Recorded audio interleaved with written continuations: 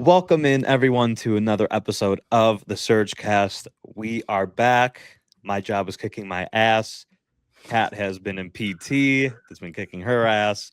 So the whole household has been in shambles.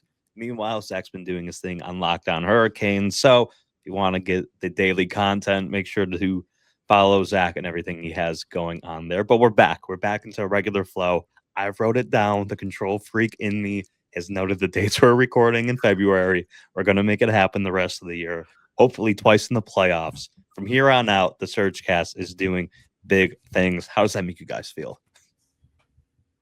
Give your balls a tug.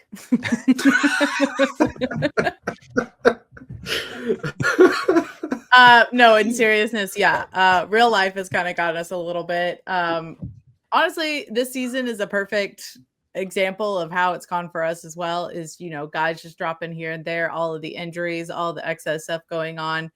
That's how it's kind of been for us. I know I started it off and then just real life kind of got in there for us a little bit. But yeah, we want to get back on schedule.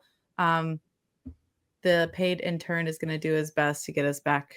But yeah, welcome back to hearing us in your ears right now. Zach, welcome back to your show.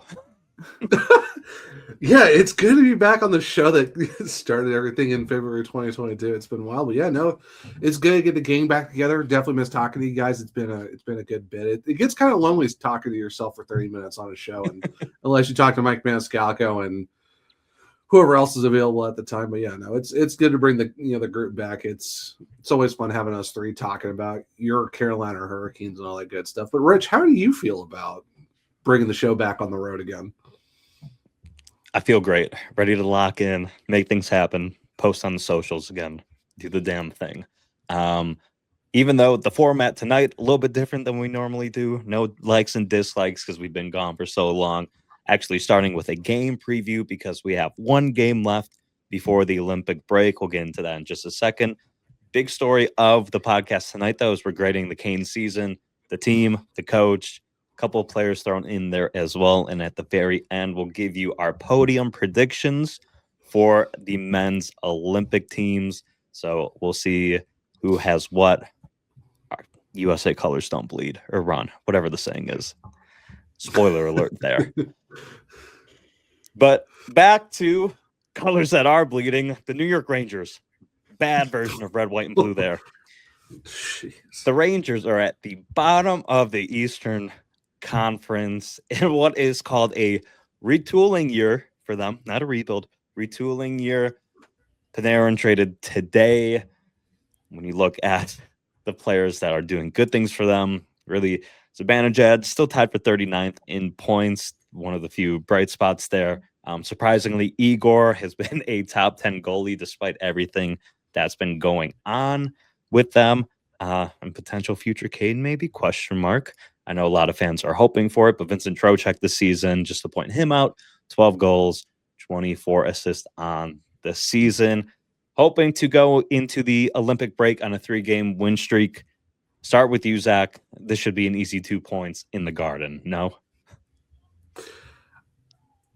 I will correct you on that. If everyone's heard me on my other show talk about it, no game is easy in the in this league anymore. But yeah, with where the Rangers are at right now, as long as you do your thing and not, I guess, what we saw against the Kings, what we saw against the Senators, and give up leads and then kind of have to win it late. As long as you do what you did last time at the Garden, winning 3-0 or in some aspect of controlling the game, yeah, I feel pretty good about the Hurricanes rolling into a 3-game winning streak, a 10-game point streak going into the winter Olympic break, essentially. But yeah, I feel pretty good about the Hurricanes getting the job done in New York. Yeah, I would say obviously it should be an easy win. Though looking back at previous games against the Rangers, we've had a little bit of a slow start and they've had a really hard push at the beginning of the games. But it's also been Canes hockey for the last couple of games as well. It's just they're not – the other teams are coming out a lot more on fire than the Canes have been, and the Canes normally weather the storm and then go on and do their thing, finally wake up. I do believe Bussy will be in net because I think Anderson, they're going to play him before the Olympics. Well, I would think they played Anderson. I mean, do you think they would go with Bussy again on that close of a time frame? I think they would go with him again because he's about to go on a really long break and Anderson's about to go to the Olympics. That's my thought process. But I don't know. I guess we'll see. So that'll be what 3 games in a row for Bussy then at that point because he played Sunday and Tuesday then. So it'll be what 3 straight starts for him. Yeah, but I mean, if you're looking at him to potentially be a semi number 1 for a while, see what he can do right here, right before you go on a big break. I don't know. But it's kind of interesting. I mean, yes, Shesterkin has been Shesterkin, but he's also been out on IR, I think, recently. So I don't think we'll be seeing him, which is always a blessing. Just so I don't have to see that dramatic windmill, honestly. But it should, honestly, again, yeah, it should be a win if the Canes play Canes hockey. And that's kind of been the theme of the last couple of weeks is it's a win if the Canes play Canes hockey. Oh, will we get Spencer Martin maybe then? If Igor's out, or did they waive his ass already? Might be Jonathan Quick, which he hasn't been much better recently. So yeah, he has really been quick on the uptake there for the Rangers this year. I think it's the problem. I think the problem too for the Rangers. I'll leave that to interpretation for those who are listening. I think the thing that also helps the Hurricanes in their favor is that the Rangers have only won 6 games at home, where the Hurricanes are really great at home. And the Hurricanes, we all remember last year, the Hurricanes' road record was below 500. And now it's I think they're 7 games above 500 or something like that. But yeah, aren't we over halfway through the season? Aren't we over halfway? You said they've only won 6 games at home? Their home record's absolute trash. They are bad at home. 6-14-4 home record. How could you, if you're going up there, how could you spend money with those chances that you'll watch a loss at home? That's crazy. The crazy part is they're winning on the road, but at home, it's there is no home ice advantage. But I mean, hey, when you talk about no BS, I didn't realize it meant no BS when it comes to scoring goals at your own barn, but last change doesn't even help them. Nothing is helping them. They're basically they're the Toronto Maple Leafs of America at this point. They're free Vincent Trocheck, free him. So we're all in agreement that the Canes will move to 3-1 versus the New York Rangers on the season. Yeah. Oh yeah, it is the last matchup of the year. That's correct. So yes, Canes won the first one. Rangers won the second one right before Thanksgiving. Canes won the third meeting right after Christmas. So final matchup versus the Rangers on the season. Hopefully the Canes move to 3-1 versus the Rangers again. Hopefully an easy one because nothing happens at the Garden. That'd be what 37, 15-6 if they get that one, I believe. If they do, if my memory is serving me right. 36-15-6. 36. Okay, I knew it was either 36 or 37, but honestly, against the Rangers, it's 2 wins. Honestly, but yeah, perfect. So yeah, it should be an easy game. That will be Thursday, the 5th of February. Moving on, though, not a Rangers pod. We could shit on the Rangers all day, but we're not going to. Instead, we have to talk about the Carolina Hurricanes this season, pretty much at the Olympic break as we record this podcast, giving out grades. Put on your teacher hat, shine that apple. We're giving out grades today. Starting as a whole with the team, kind of the question I'm asking, 2-part question. You can kind of give me the answers you want, but I'm seeing as the perspective of if I asked you at the beginning of the season that I told you the Carolina Hurricanes would be 35-15-6 with 1 game left before the Olympic break, tied for first in the Eastern Conference with the Tampa Bay Lightning, what grade would you be giving the team? I'll start. I've got an A- for the Canes this season, and it's not an A+, and I'll tell you why, because that stretch of 5 of 8 games where they blew multi-goal leads worries me a little because other teams might be able to talk about that potential to do it to them. The Canes have done it before. Why not us? Type of deal. But when you talk about the historic comebacks on Whalers night, outperforming their expectations with all the injuries, it's the Canes have done an amazing job this year. So still get an A grade, just an A minus. Kat, as a team, what are you giving the Canes? I'm gonna be around the same. I'll say an A, like right there in the middle. They waver between an A plus and an A minus, depending on how they stick to their guns.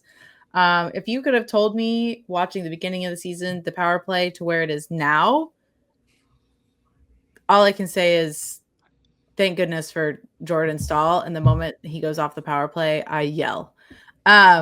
But so that improvement, the improvement by the defense, obviously we've got Jacob Slavin back. Bussey's playing out of his mind. You're getting scoring currently 2 of your 4 lines, but we have some pretty spread out scoring in general, and your stars are really showing up when you need them. So I'm giving them an A because there's been times where they could definitely be an A plus, and those times like when they go up a bunch and then they let the teams come back, or they just can't score to save their lives. I give them an A minus, going down to the Bs. So I think right now we're a simple cruising A. There's room for improvement. But based on where they started, definitely on the up and up. I mean, for me, yeah, I would definitely say this is probably I would say A, but I could also say A minus too, because there's been a lot of games this year, like you said, Rach, you're talking about that, 5 games you're blowing a bunch of leads and a lot of multi-goals there. I mean, you're talking about the Pittsburgh game to wrap up 2025 was an absolute snoozer. Same thing against the Blues in St. Louis, getting shut out there. There have been some games where you're kind of just like, man, no spark. And Jordan Stahl's even said a couple times, they were looking for easy ones. And both of you know this. There is no easy games in this league anymore. Everyone's got stars. Every team is going to make you feel bad. And that's why for me, it was frustrating at times. I'm like, you should know better than to think that there's going to be ever an easy game, especially with where the system is supposed to be and how you're supposed to play. You're supposed to play Hurricanes hockey. So, yeah, I would definitely say A, but I could be, if you asked me like a week ago, I could say A minus. That's just because of everything that they've dealt with, but also at the same time, it's like there are some games that honestly the record should be a lot better than it is. To be honest, like we could be talking like they could be at least a good 4-6 more points ahead of Tampa if they just took care of business. But I feel good with an A. I will also say it's interesting because I've been wanting to say this point for a while. You said where Jordan Stahl, so they kind of fell asleep at the wheel, or they kind of got like complacent.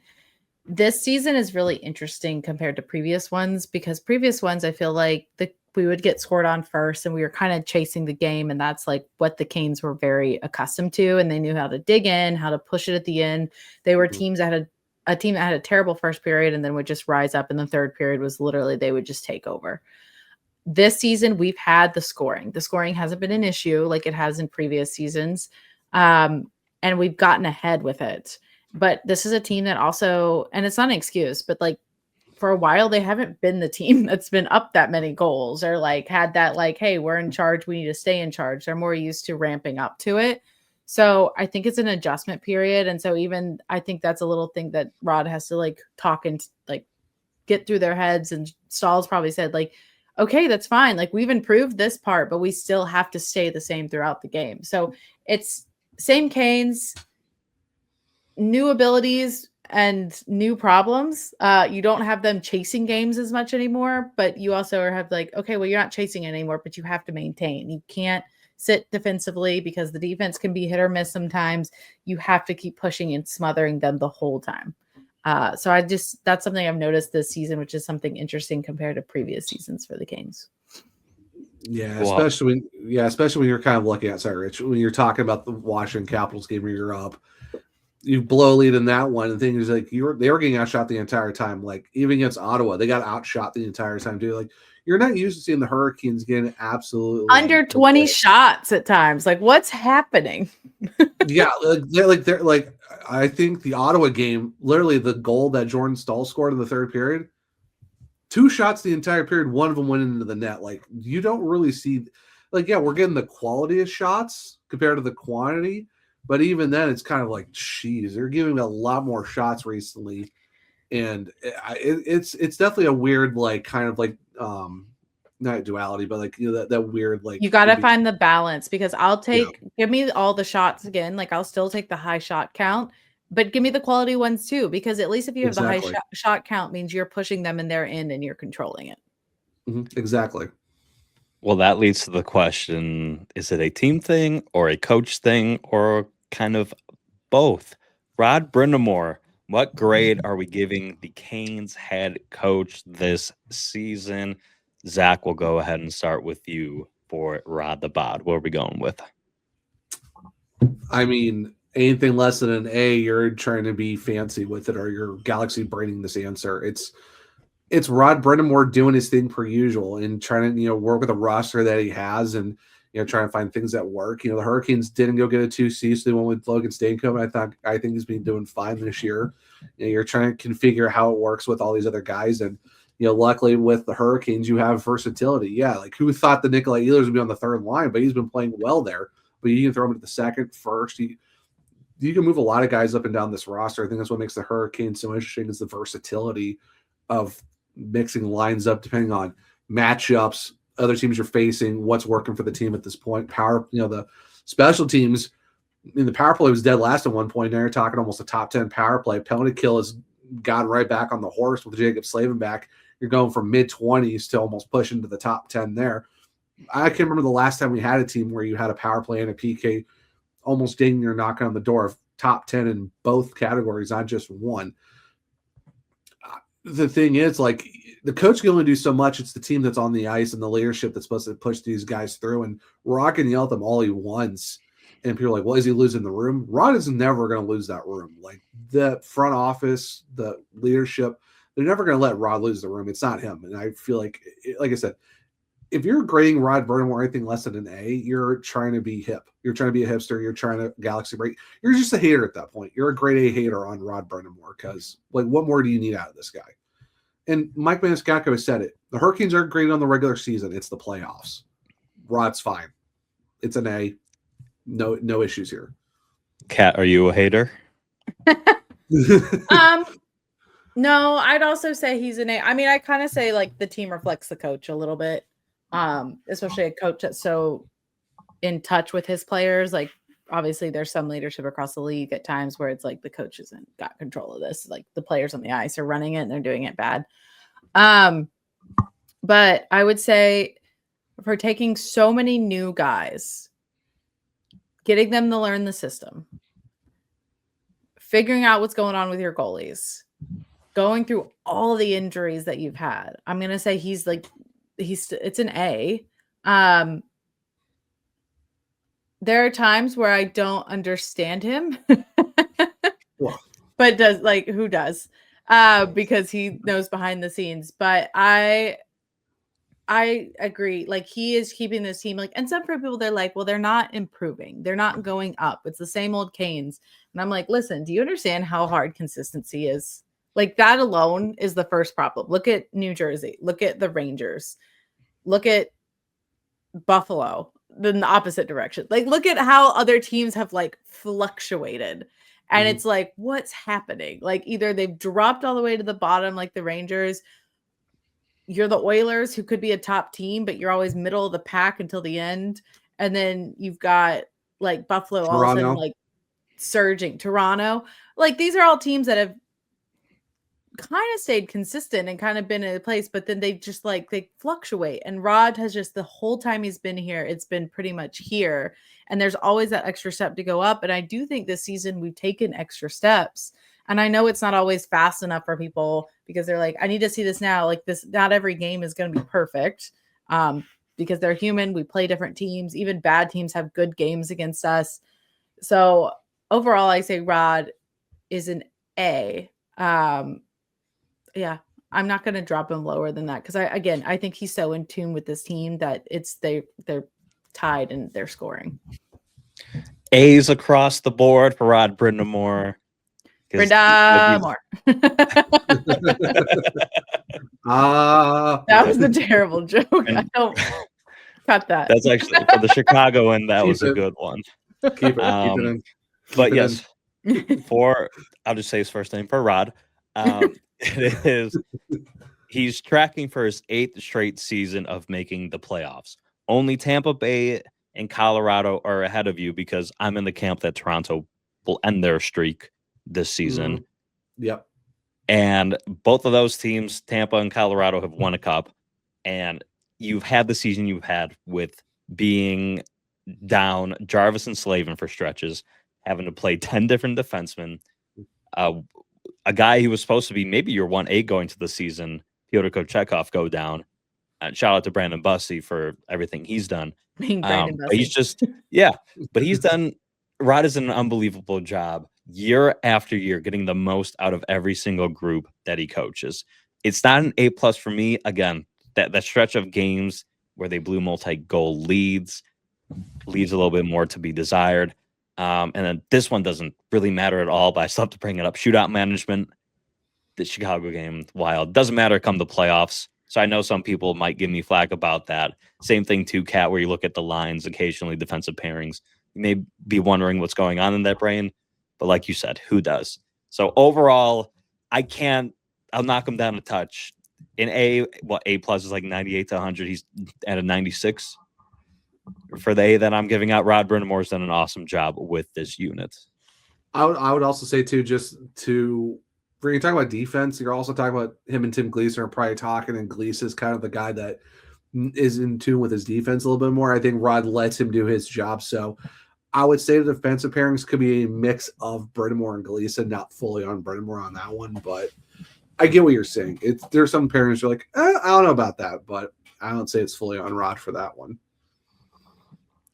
Okay, moving on from the coach to the players. I think we know where this grade's going to be. Triple digits. Brandon Bussey, have yourself an A+ season. A+. Yeah, I mean A+. It's breaking records left and right, staying humble. Waiver signing, playing in the first NHL, playing the first season in the NHL. Talking with his glove throughout the whole game. I'm sorry, you guys have to watch that. He's so animated with his glove, like pointing places and gesturing. Watch.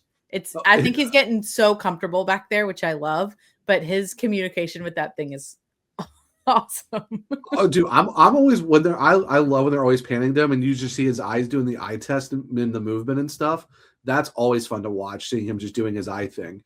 Like when he was on Kane's Corner with Mike and how he talked about all of that, it's cool just to see like that cerebral or just that behind the scenes, like how he got to that point. So yeah, watching him do his like eye tracking between every dead whistle.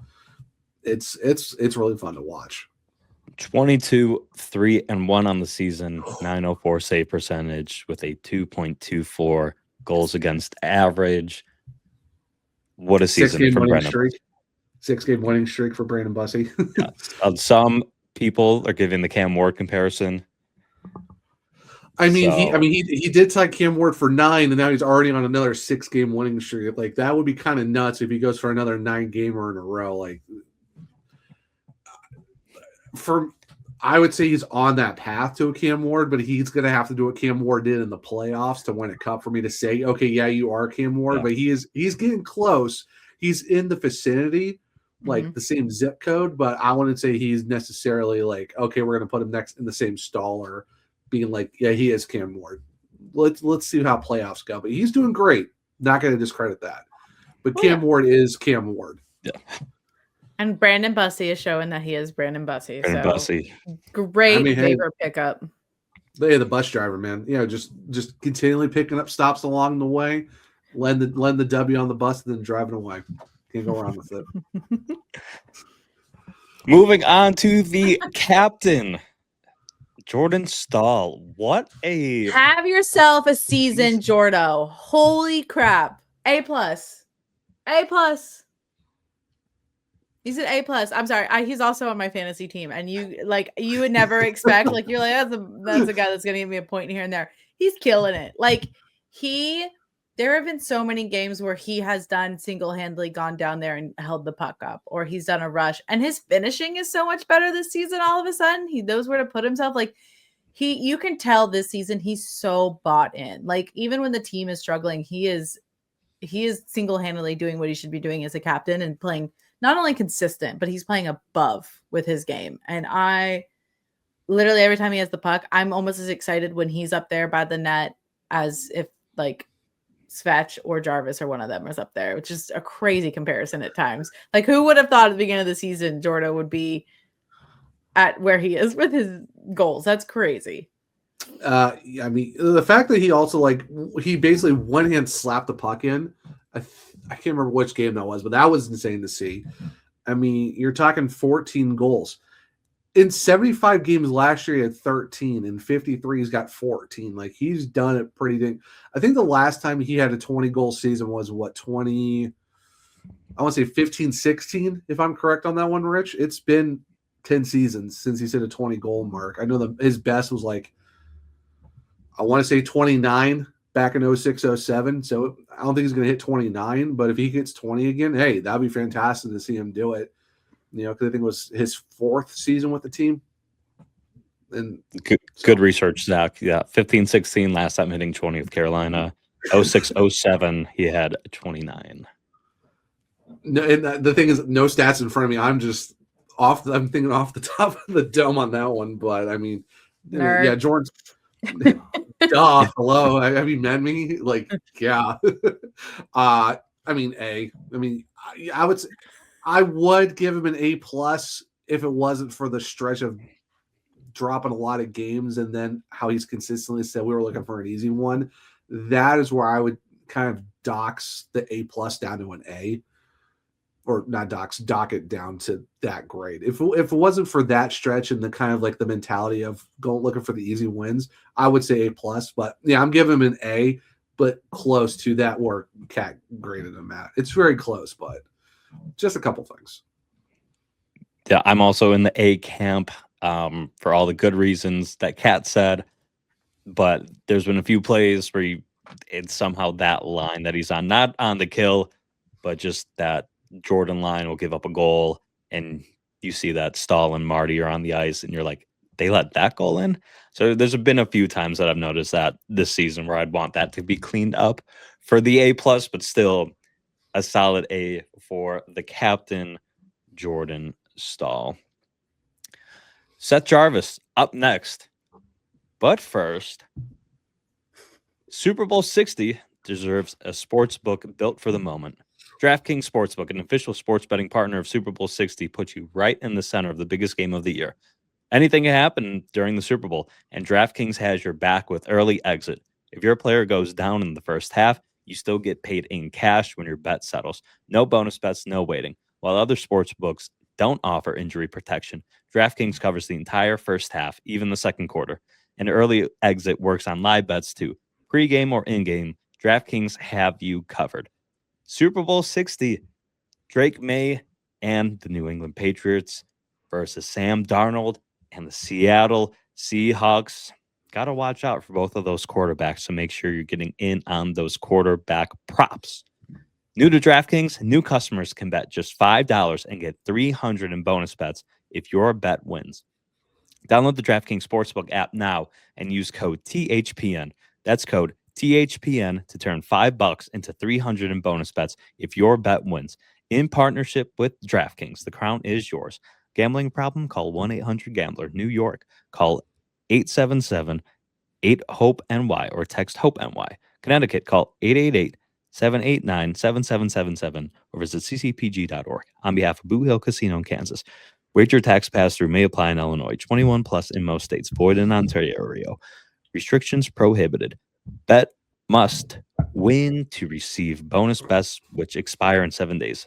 Minimum odds required. For additional terms and responsible gaming resources, see dkng.co/audio. Limited time offer. You know who is a safe bet? Seth Jarvis, A plus. Great transition. Nice. there. Nice. A plus. What was the stat from Kane's stats? 87, 7, and 7. That's Seth cr- Jarvis that's scores a- a goal in 88. regulation. Great. That's 88. crazy. 88 now.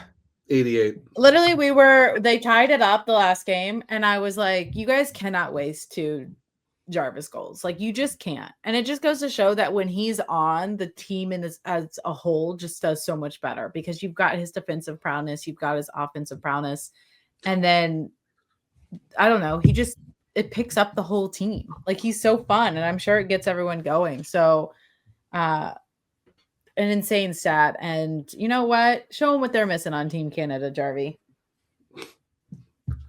Yeah, double confirm, Rich. 88, 7, and Yes. 7 on that record. Yeah, I mean, missing games, unfortunately.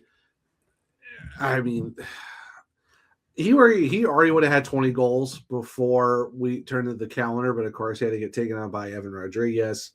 We talked about that, but he's been playing phenomenal. When he's on the ice, he's scoring goals. I know when he came back from the injury, it took a little bit to get the scoring touch back on, but I mean, you're like 2 days after his birthday, gets a couple. You love to see it. I mean, he's been playing fun. I mean, he leads the team in 25 goals, and that's with him missing games, and he still leads the entire team.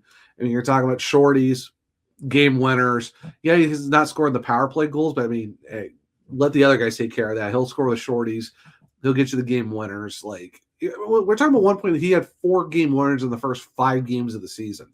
Like, that's insane to think about. And even the crazy part for me is he's still an extra for Hockey Canada, even with Sorelli out. They put in Sam Bennett, which I mean, okay, I kind of get it if they want to go that path, but I mean, like, how do you leave a guy who scored 25 goals in the Carolina Hurricanes off that roster? But yeah, I mean, Seth Jarvis is an A plus. This is like Brandon Bussey. This is a no doubter. Like, anything less, it's like, okay, you're just nitpicking at this point on Jarvis.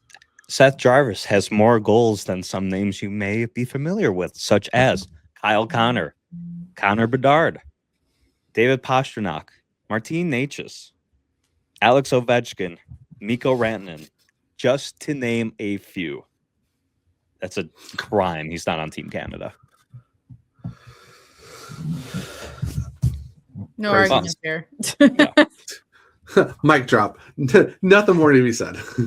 just more reason to be USA.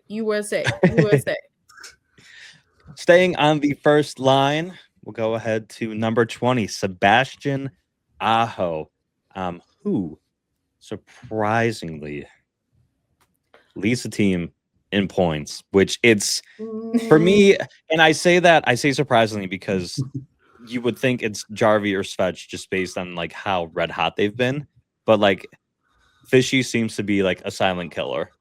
I'll start And- this one. Yeah. Yeah, what would you give Sebastian Aho, Cat? Can't you read all of these? Just keep going. I just want to start by saying it's wrong, but sometimes bullying works. Because I was on my tangent about Aho, being like, look, you're always gonna see him. He's gonna be up there, he's gonna have the points. You're gonna be like, how? Because I didn't see him this game. Like, where is he? He's not shooting the puck. Okay, so now he's shooting the puck, he's getting point. He's very obvious, like, you're like, there's Aho with the puck, he's making plays happen. And it's like, okay, now I know why he's second star of the game, because he's doing all of this stuff. So thank you for apparently listening to me, Aho. Just kidding. I love Aho. He wished me good get well with my knee, so I appreciate that extra. Future captain. Future captain. I would say, and I know I'm getting repetitive here. Currently, right now, I'm gonna give him an A. He has kind of been on the trend that I give the team and Rod as a whole, which is as future captain. I'm like, yeah, because right now, is he playing at an A plus for me? Yeah, he's up there, but kind of like the team, he's kind of had his like could be an A minus to a B. Now he's up there to the A plus. But as an overall for the season, I'm giving him an A because he wasn't showing up earlier when you also needed him to show up. So I'm giving him an A because he's consistent. He's putting in all the work. He's Mr. Overtime for us. But I'm going to give him an A because there was some time where I had to yell at him, and then he improved. Zach. I've been debating about this one all episode because I know we were going to bring him up, and for me, I will give him a. It's super close. Like you could go either way with this, but I'm going to go with. Going to be truthful and transparent. I got to give him a B plus, very close to an A minus, but I got to give him a B plus. Reason why I give it to him, and he's been playing great as of late. You know, he's on a 3-game goal streak. You love to see it. Glad to see that he's been doing it. Especially after January where he had 4 goals total. And the last one came at the very end of January, which started this 3-game goal streak, which is great to have. I mean, 18 points in 15 games during January, great. 1 behind Andrei Svechnikov, 14 assists. You'll gladly take that. My problem is that in January, he had a 12-game goalless streak. Now, in the middle of that, he did have 10 assists, so I'll give him credit there. He did get points. But for me, it's one of those things where it's like you expect him to be your first line center. You need him to score goals. Yeah, he's putting the points up. He's getting the assists, like what you said, Kat. He's consistent. He's always up there leading the team in points. If not, it's Marty Nietzsche's going off 1 year, or it's Seth Jarvis having an otherworldly season. Like there's been times that you've seen Sebastian Aho second on the team in points. It's just for me that there are times, especially during that goalless streak, where it's like he's getting the assist, but you're like, man, those are some quiet assists that are happening. And you don't expect a guy like that to go 12 games. I would say, okay, 3 or 4 games, sure. It happens to everyone. 12, though, was a little bit of a concern. So, like I said, I love Aho. That's obvious. Everyone's listened to this show for a long time. It's just he's playing great as of late, but like you said, Kat, we need to see that a little bit more consistently through the season and not have these long stretches of like, where is he? So, like I said, if it wasn't that streak being as long as it was, I give him an A. But going that long, goalless wise, but still picking up your assist, but very quietly, that's where I kind of give him the B plus. But it's very close to an A minus. And I might get flagged for it. And hey, you know what? That's fair. But got to be 100% on this one. That's the same grade I'm giving him, Zach. I am big. Okay. I am big on you have to live up to your salary. I've said that a lot about Svech. Said about other people we may talk about as well, which isn't as important now. But to be at 9.75 million AAV, I want you to perform like that as a true 1C. And at times he disappears. But where the consistency may not be there, he does perform consistently in the clutch. Mm-hmm. And that's where you have an absolute dog in Sebastian Aho, because when you need him the most, he will show up. So I almost pushed him to the A minus for that reason. But just for the amount he's making, I want to see him really transition into that true 1C level of player. Yeah, I mean, I completely agree. Like, if we're talking straight clutch, yeah, A plus all day, I would have no issues with that. But if you're talking the whole scope of the work of effort, yeah, I mean, he's leading the team in assists, he's leading the team in points, power play goals, all that stuff. Yeah, it's great. Overtime's fantastic. It's just you can't go 12 games without a goal. That's just tough. Like I said, I want to give him an A minus, but that was a stretch. You can't have that if you're looking at your 1C. I mean, he's got the assists, but that's fair. From one center to another, I'm only throwing this name in there because he is very divisive amongst Canes fans. Jesperi Kotkaniemi. Kat, lead the way. What grade are you giving KK this season? 35 games played, 2 goals, 7 assists, plus minus at a 0. I don't even want to give him a grade. Incomplete. You're giving him an incomplete. I don't want to give him an incomplete. I mean, he hasn't really had a chance this season. Like, he's just been like, he's either been out or he's been injured or he's been moved around. And it's just all right. So let me ask you this then. Over the however many game stretch since Robbie got injured, what grade would you give him for that if you don't want to give him that incomplete grade? Oh, let's see. I think he's fully been checked. I think he's been checked out. Like I think he's actually no. I'll give him a C plus. I'll give him a C plus because I think he's been completely checked out and he makes some good plays here and there, but there's just not like there's no grit to it because you can just feel that he knows he doesn't like no one wants him there. And when you feel it, you're just kind of like, well, okay. Rod probably doesn't, but I think the guys in the locker room still do. The team loves him. I mean, well, no, the team loves him, but Yes. after a while, like knowing that your team, like your management, everyone is very clearly talking about you using you as trade bait and like all of this stuff, and you're getting picked out, like you're not getting front into the office lineup. versus players. Yeah, you're not getting put in the lineup over a guy you claimed off waivers and all of this stuff. It's just like, okay. So I'm going to give him a C plus for the last couple of games, but I mean, honestly, I'd play the same probably. So C plus for the last handful of games, but incomplete for the entire season. Kat, yeah, it's an incomplete for the entire season. Yeah. Listen, the kid hasn't done like that's like he like skipped half the school year. Like it's poor guy. Like you can't give him a grade at that point. He's been out with mono for half the year. What do you want him to do? No, he's been out with mono, and then his parents just said we're just gonna keep him longer at home for a while. So the poor kid hasn't had a chance, and no one gave him homework either. So poor guy. Is a CC plus generous, Zach, or is KK taking another year of classes? No, I would never put a guy that low. Like we're not going failing here. I wouldn't even say it's a D. I mean, people have heard me say it on this show and Locked On. You know, I would love to see more out of him.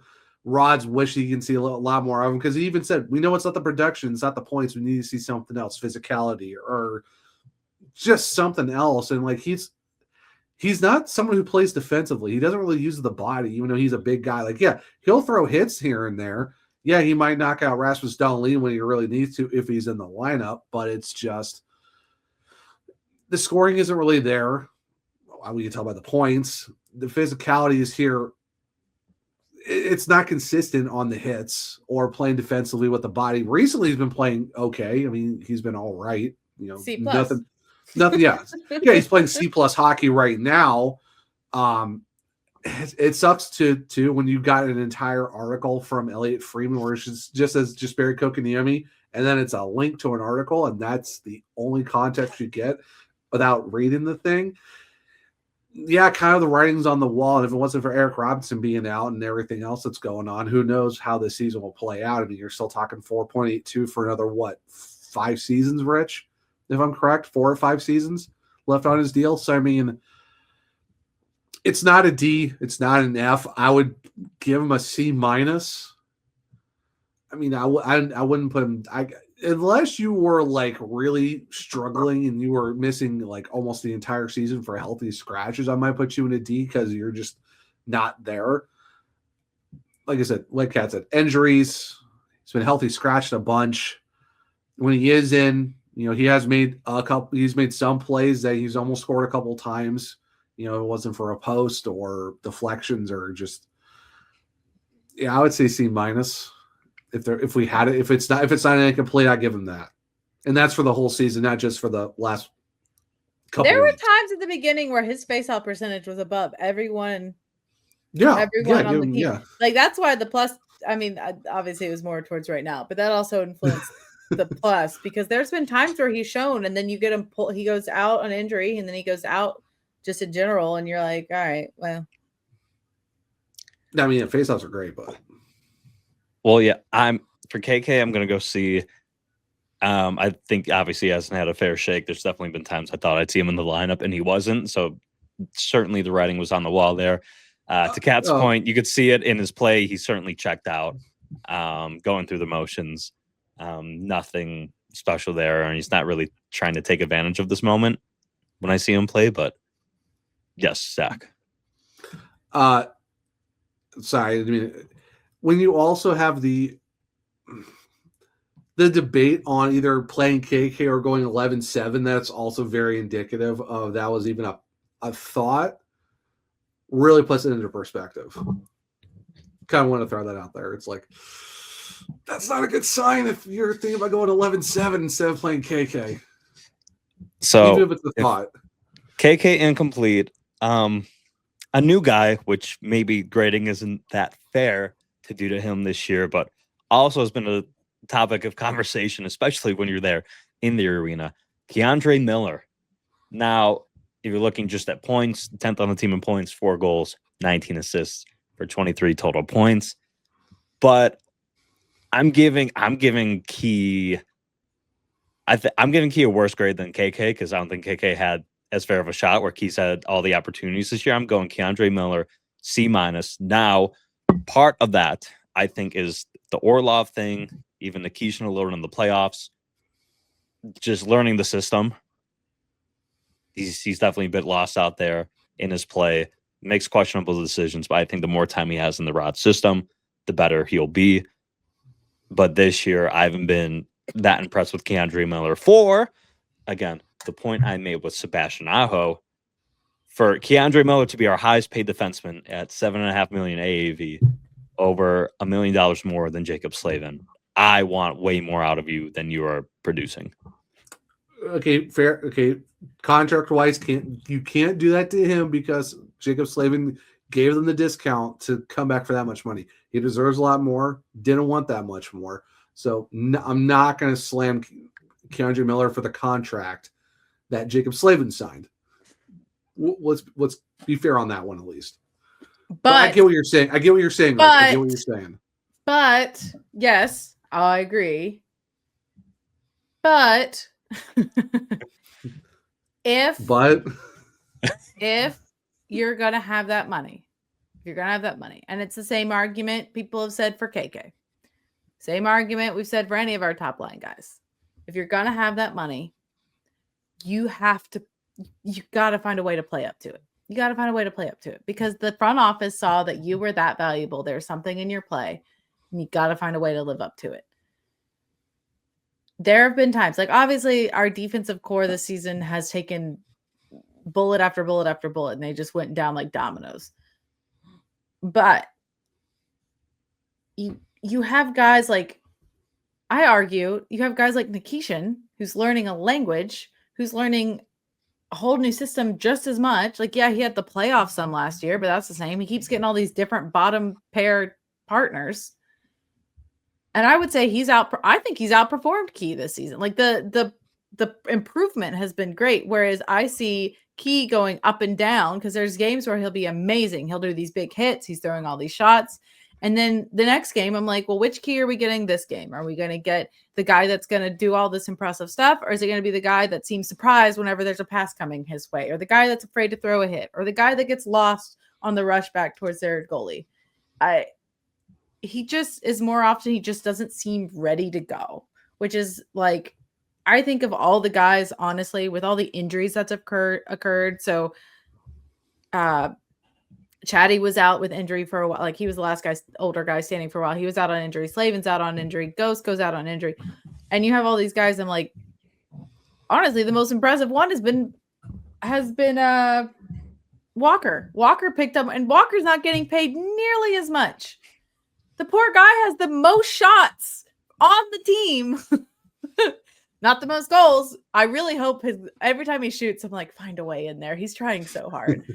But he has the most shots on goal. You know why? Because he has had to pick up the slack for all of his big guys. Like when Key is off, when Ghost is out, when everyone's going down around him, he has to play all the games and he's doing all the shots and he's not even getting paid as much. Like that's crazy. So I also am a little bit more judgmental on Key, if you could tell. So what's the grade? Grade C. Note, it's a There's no takebacks. But I'm like on a good day, I'd give him up to a B, but he's been so inconsistent. I'm gonna give him a C, which is wild considering that KK, I'm giving him for this last part where he doesn't even care, is a C+. The incomplete guy is coming for your job, Key. Zach, I feel like you won't be as critical as Kat and I I'm are. sorry. As a Jacob, as a Jacob that's not Slavin, fair either. as a Jacob You Slavin can compare lover. no one to Slavo. No. But but if you hear my praise like throughout all these guys, Jacob Slavin, Jordan Stahl, consistency is just such a like. Listen, I understand if like you're just doing so consistent at your job, you're going so consistent game to game. I will be your biggest fan. If that's the start of it, I'm your biggest fan, and I just haven't seen that from Key, which is driving me up the wall. Sorry, go ahead, Zach. Now people are gonna hate me instead of you. No, because a lot of people are very up and down on him. So no, not really. I think you're fine. I think it's the KK crowd that still might want to try to, shoot me or something. I was fair. I didn't say anything worse than a C. I would give him a C plus on the season because I'm going to give him a little bit of the benefit of the doubt of a new system. Never having consistent line partners. It's been, there's other guys on the defense that have played a little bit better than him in some moments of the games. But I look at what he's done. You're talking about, he's got a quick stride. He's got the long reach. He makes defensive plays where you need it. There's other times where you wish you saw it too. I wish there was more consistency to the game, but like I said, it's been a weird. Welcome to like on a normal season where no one's getting hurt. I think it's still a learning curve, but then you're adding on, welcome Joel Nystrom, Charles Alexis Legault, who is back. Great to see him back. He's with Chicago now. Chatty was out. Ghost was out. Like, it's just been, and he's had a different guy almost every other night. It's, it is a learning curve, and I'm giving the benefit of the doubt in his first season, so I'm giving him a C plus. You could say C, but he's had some moments where you're like, okay, that's what you've been kind of looking to see for, and trying to be a little bit optimistic and not be so like, man, this guy stinks, or like he's that inconsistent where it's like, what are we doing here? I'm gonna give him a little bit more of a benefit of the doubt, because for someone who's big on the guys on the blue line and learning the system, I give those guys a lot more leeway on trying to talk about grades, especially in your first season with this, group. That's fair. We got 3 more to go. Staying on the divisive route, I feel like Stank caused some conversations to be had too at times amongst Caniacs. Maybe not necessarily what he provides, but I think just him being at 2C causes these conversations more than not. But for Logan, Stank, Coven, I'll go ahead and start. I'm going to go B. He's had a really solid season. You talk about consistency, Kat, and like the effort. Like, Stank shows up every night. He might not get on the box score, but he shows up. And I think if he's able to potentially perform like a 2C one day, and whether the Canes change that for him or not, and he goes back to the wing, we'll see. I think that would impact some things too. But for what he's being asked to do, his production, I'm going with the B. But I love Stank. I love the effort he gives every night. Absolute dog.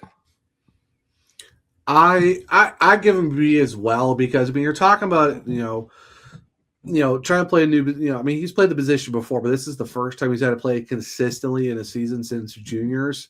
I would even say the Texas Stars too. And what does Rod always say? As long as you're doing your job, if you're not in the score sheet but doing your job, that's all I ask of you. And he said that about the Jordans when everyone asked, well, why is Jordan Stahl and Jordan Martin up? Not by the production, but you see what they're doing, their job, and shutting the team down. That's what you're asking for. And what you're asking from Stankoven is be the right-hand shot center, set up your teammates, which he has.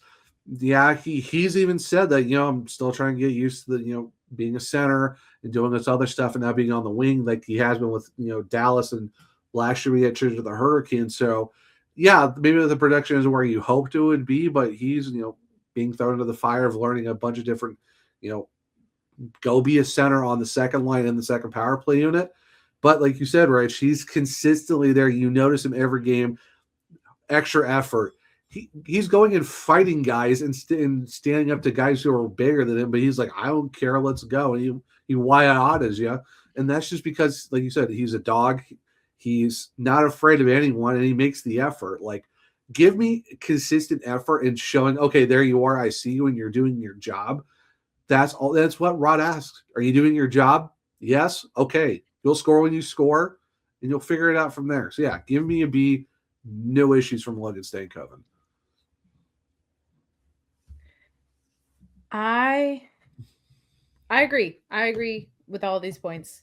I think it comes down to a little bit of everyone has such high expectations for a 2C, which is funny because we're talking about our 1C had issues like a drought during this season, and our 3C is killing it. So it's like, I don't know. It's just the high expectations of a 2C is crazy. But I think Stank, for the role he plays, for being put in a new position, I agree. I think a B plus. Like, yeah, has his line kind of gone in a little bit of a slump recently? Yeah. But I don't think that's like Stank. I don't think that's fully on him. He plays with such a consistent bulldog mentality. He sets up things. There's just times where his teammates just aren't on the same track. And it's not for lack of effort. It's not for bad passes. It's not for bad defense. I love having him on the team. I think he's done so well. I think he's only on the up and up. And we got to remember, we got him towards the end of last season. Like, he is not even, he's almost going to be here for a year. Almost. He's not even a year old.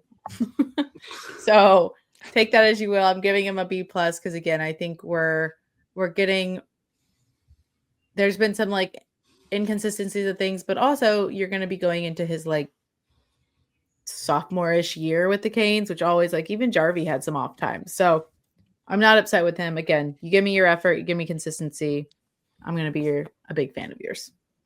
And I think too, when you like at him, I mean, it's, you know, I think what you said, Kat, when you're talking about why is there such a huge expectations for the second C, I think it's because of the fact that you got the Hurricanes saying we need to find a right shot center, preferably a 2C, and you go into the season with like, all right, who are we going to play here? And you go with Logan Stankoven, or was it going to be Jasper Kotkaniemi, or was it Seth Jarvis?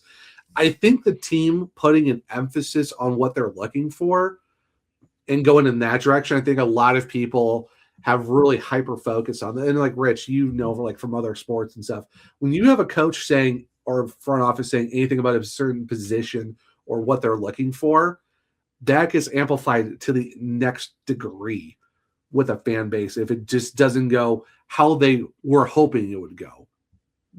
I think that's just the Hurricanes, unfortunately, Stankoven in a very interesting and tough position to be the 2C when everyone's expected who's going to be our 2C, and that's been the hyper-focused position all season, even though he's been doing fine.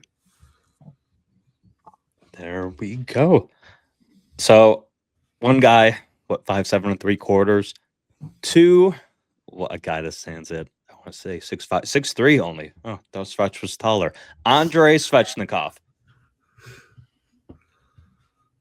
I was on his ass early this season. We all were, and you should be, because now you see how he's playing, and you're like, where were you, bud? I wrote a whole article. Did you know the season started? I wrote a whole article about it. So with that said, though, the Svech that has played 56 games, the past 40 or so games, has been the Andrei Svechnikov that you wanted to see this season and the one you hope you get in the playoffs. Overall, I'm going A, dropping him down a bit for the way he started. But since he's flipped that switch, Svech has been up there with Jarvie for guys who are leading the clubhouse right now. So kudos to Andrei Svechnikov getting us back with the A grades. Yeah, because the crazy part, because I picked him as my first star of January, because you're looking at 10 goals, 19 points in 15 games. I mean, absolutely. And even on the special teams assist wise, like even strength, I think he had like 3, and I think he had like 6 power play assists. Like, that's pretty dang good for Andrei Svechnikov to do it on the 5-on-5 and man advantage. He's been on an absolute tear. So I would, I would say an A. I would say A minus just for that start. I think it was 8 games with no goals, no points. I would say A minus, but the way he's been playing since game 9, and more specifically since mid-December and through all of January, yeah, give me an A for Andrei Svechnikov. This is pre-ACL injured Svech. Like, we're talking about a guy who's probably going to get 30 goals and 55, maybe 60 points, and it's been a while since I think the last time he had a 30-goal, 60-point season was in the same year. I want to say 21-22 is when he did it, and that was a huge season for him. When he got, I think it was like 69 points and 30 goals. But yeah, give me an A for that one. Might have to double check my year, Rich, but I think that's what it was. Correct. 21-22, 30 goals, 69 points. Nice. So what did you give him again? A. We both gave him an A. I feel like I'm just being so the same across the board, but I guess, yeah, an A. Not talking about those first couple times that he skipped school, apparently. But yeah, no, he's been playing lights out. It's funny. It's either him and Aho are popping off or Aho and Jarvis are popping off. Like, I want Jarvis and Svech to pop off in the same game. But yeah, I love it when our first line performs, and Svech has been on top of it. So I'm just again agree. A. It's crazy to think. I yelled enough at him at the beginning. I don't have much more to say about him now. It's crazy to think. It's crazy to think you have your entire top line and your 3C absolutely popping off free at the right time, and you're kind of getting the sprinkle of other guys doing their jobs. And I mean, I know we didn't really fully talk about, but Nikolai Ehlers, man, what a get. Keep him on the third line. It sounds weird to say, but he plays so well with them. So quickly, I miscounted. He was on my list. Ehlers. Okay. Yeah, I skipped Svech, so I threw everything off. First episode back in a month producing. Great for Ehlers, though, for me. A minus. Again, a little bit of a rough start, but since then, Rod's been moving and grooving him throughout the lineup. I think he's found a really good spot on that third line. He said it. He has a lot of space to operate with the Jordans there. A. The last game, he almost connected with Saul in the beauty of a play. Oh my gosh, it was. Oh, that was gorgeous. A great pass. That was a great pass by him. Gorgeous, and with how Saul's playing, like hell yeah. Yeah. I mean, so for everyone being like, you should move him up the line. He deserves to be first line. Like, okay, that's fine. But he even said himself, like, he loves playing with that much open ice with the Jordans. And you can say third line, but that line plays a hell of a lot of ice time. So there's no lines. There's no lines with the Hurricanes. I give him a B+. Just because, again, he's still learning the system. And I think he could learn a little bit more defensively at times. But, man, when that man starts skating and zooming, watch out, Jarvie. He's a one-man zone entry for a reason. Yeah, I mean, like I said, I gave him an A.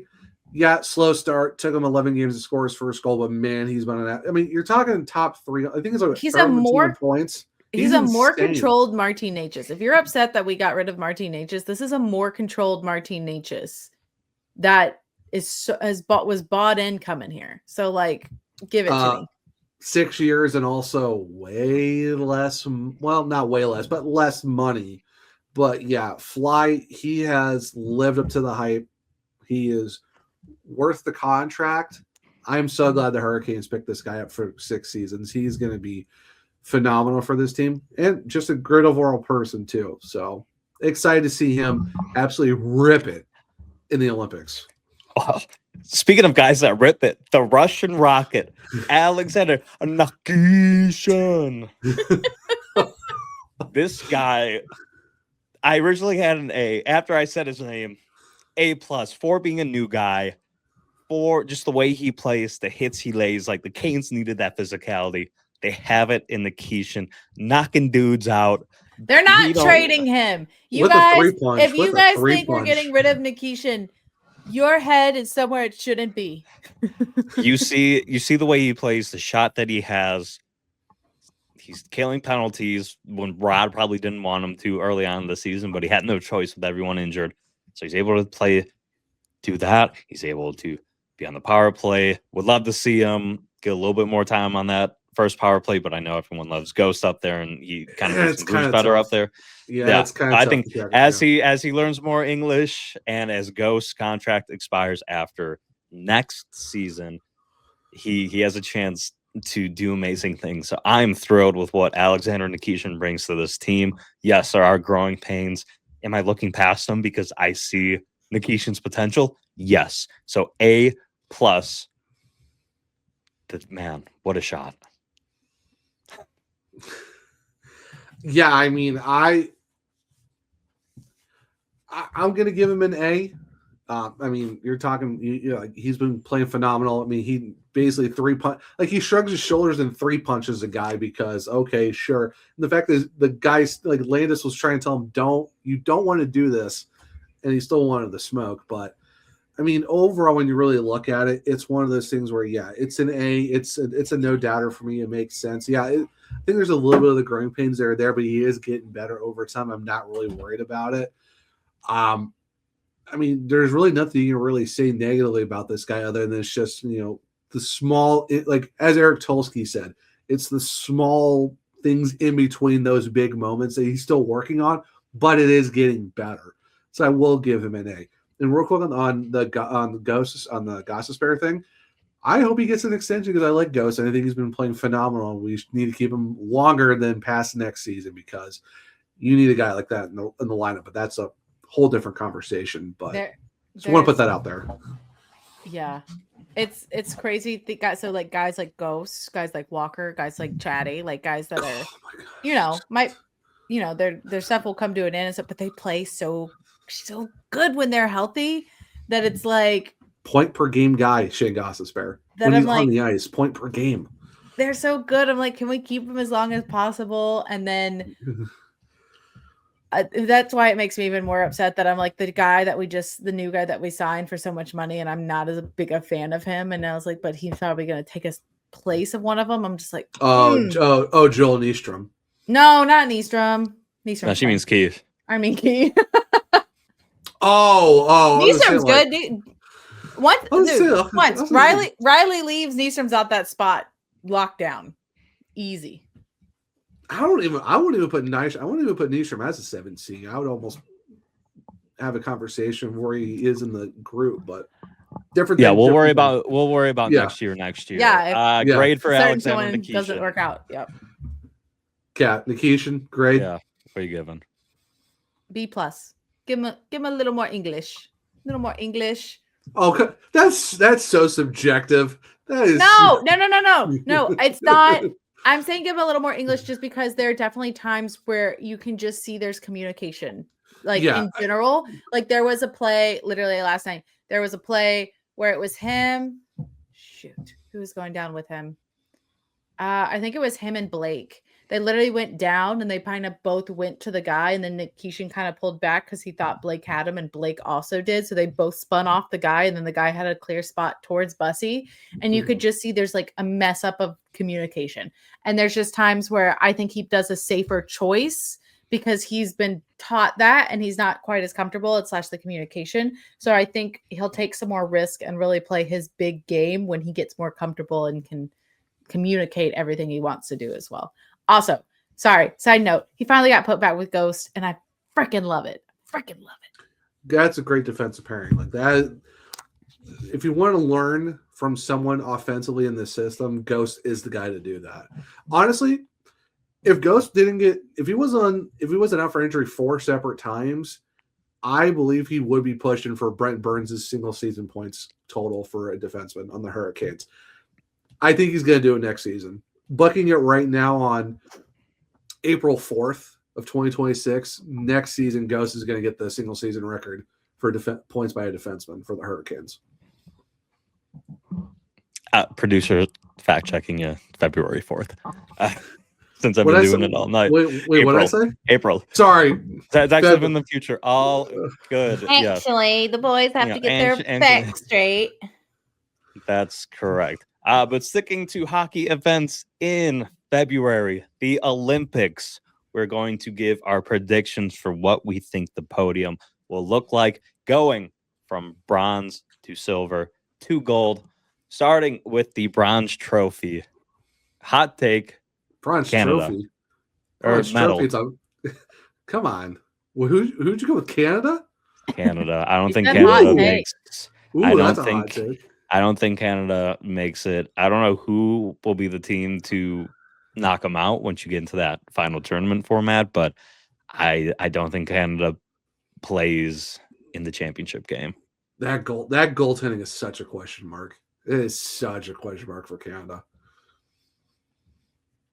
Zach, who is your bronze medal team? For bronze? Yeah. Yes. Bronze. Jeez. Team that will be close, but team that will not be playing in the championship game.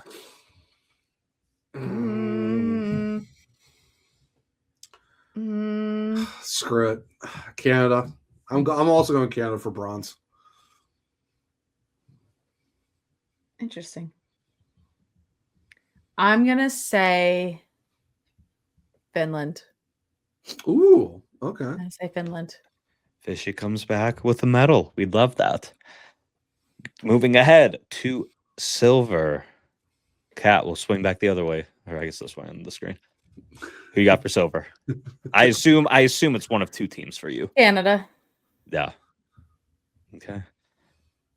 Rich, Zach, who is no, Rich, we're going you. going to me? I'm going Sweden. Because when you take a look at this Swede team, you don't have the stars that Canada has, but you have some dudes that I think long term, like, I don't know, you have the shot, and if everyone plays like the way they could potentially, between Rackle, Raymond, Sabanajab, Anderson, Dahlin, Forsling, Hedman, Possibly, yeah, be interesting. Nylander, Kempe, like Landeskog. I think he's supposed to be back too. Yeah, if he's back from that's injury, what they're saying. That's what Jared Bednar say. He's not going to play the last game for Colorado, according to Bailey. But I could see that team doing it. I know they got smoked at Four Nations, but I could see them playing to their potential and making it to the gold medal game. Going with the team, I don't think a lot of people are putting a lot of respect on. Give me Czechia with the silver. Is that the Natris Pasta team? Yep. Yeah, I don't know, man. Some about the Czechs. They are a team to kind of watch out for. I mean, you're talking about a team that won the Worlds. I know it's it's a little bit different, but Czechia's been on a little bit of a rise. I could see them kind of getting hot at the right time and taking care of business. And yeah, I think they're going to be the team that's going to come home with the silver. I was between them and Finland for the bronze, so I understood. And for the gold medal, play Freebird across the board. Japan. I'm just kidding. I love Japan. Well, that's the women's. Sorry, but I do think that's. Is there a Japan for the men's too? No. Okay. Just women's. Okay. I was making sure. Yeah, no, it's not the same on both sides. Yeah. Yeah, I think Team USA is slighted. USA. A bit jaded from Four Nations, how that all ended. So I think they're coming out with their A game. Also for need to point out. Also want to point out they lost when they scored that goal. Jacob Slavin was not on the ice. Just pointing it out. That's fair. Hopefully he's on the ice. Just pointing it out. They never when he was on the ice, Canada didn't score. Enough to compete, not enough to get injured. So we're hoping all the boys come home fine and dandy on that small rink that they have over there in. Yeah, I haven't made my pick yet. Calm down. I haven't picked yet. It's Denmark. yeah. Either Denmark. No, I'm just kidding. Slovakia, Latvia, Italy. No, Italy's got 0 NHL guys. Switzerland. Italy, thanks for showing up, but you got 0 NHLers. Not worried about it. Yeah, no, it's USA. I mean, it's kind of I know it might be a homer pick for all three of us, but hey, that team is kind of loaded. You have to. You have to. I will. Even though there are Kachuk brothers on it, you have to. Listen, just like America, we're not all perfect. We could be, but we're not. Yeah. No matter our differences, we band together for the Olympics. Yeah. The good, the bad, and the assholes. We band together. I will fight the other countries. I will say Denmark, obviously we're going to keep an eye on them because of Flying Freddy. Slovakia's got a couple of guys. I keep an eye on Slovakia. We've been making a little bit of noise. Germany's got some guys in that team. I would not overlook the Germans. Because then we didn't see them in Four Nations. We were talking Draisaitl, Stützle, Morris Sider. They got some dudes over there in Germany. I know a lot of those guys are playing for the Penny Dell, which is the German top league. But the Germans can be a sneaky team too, but they're in a tough group. Well, I think it's like USA, Germany, and I think it's Denmark and them. So yeah, that is a tough group to get out of, but it should be interesting. But yeah.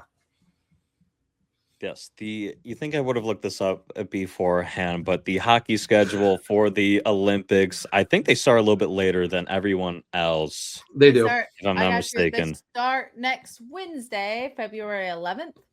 Mm-hmm. You'll have Slovakia versus Finland, and then you'll have Sweden versus Italy. And then if you want to tune in for the United States and the Canada game, it'll be the next day, Thursday, the 12th. You've got Switzerland versus France. Huh? Am I wrong? Do they play each other? Is that the women's one they play each other? No, they're in different groups. They're different groups, but they're playing on the same day. Oh, I heard play each other. Sorry, producer voice not all the way there. Actually, the boys want to make sure I'm getting the facts straight. Yeah, you've got, if you didn't interrupt me, I was literally in the middle of saying the Czechs versus Canada. But then later in the day, you've got Latvia versus United States and Germany versus Denmark. So that day, you'll get to see all of our representatives from the Canes. From the Canes. The Canes representatives are on the floor now. Please have questions. The representative from California now has the floor. Yeah, I was. Look at sneaking in that Green Day reference there. I sent you on a tee for that. Sir. You did. That was perfect. I appreciate that. You are welcome for that. Speaking of setups and things coming ahead next week, yes, we will have a show next week. We will be back to our regularly scheduled programmings. New videos every. We're gonna look at some trade targets because that'll be right before, obviously, the games are going over in the Olympics. So we'll have the Olympic episode later, but we'll see who we're targeting for the Canes to trade for with the roster freeze officially. Panarin. Breaking news. He's over to the West. It was never even a possibility. No. Yeah, so we'll have that for you next time. Hopefully that's an entertaining episode. Some guys are probably going to be on all of our lists. Maybe we'll pull a Tulski like when he traded for Rantanen and have some way out there in left field ideas too. So we'll have all that coming for you next week. But thank y'all. Don't say Connor Bedard, Richie. Don't say no. And no, he's a RFA target. That when we have a free agent episode, he's 1,000% on the target. All the credibility went down the drain. Anyway, I think we're wrapping up. Is that what you're saying? Correct. Yes. Thanks for joining, and we will see you guys next time on the SurgeCast. We will be back next week.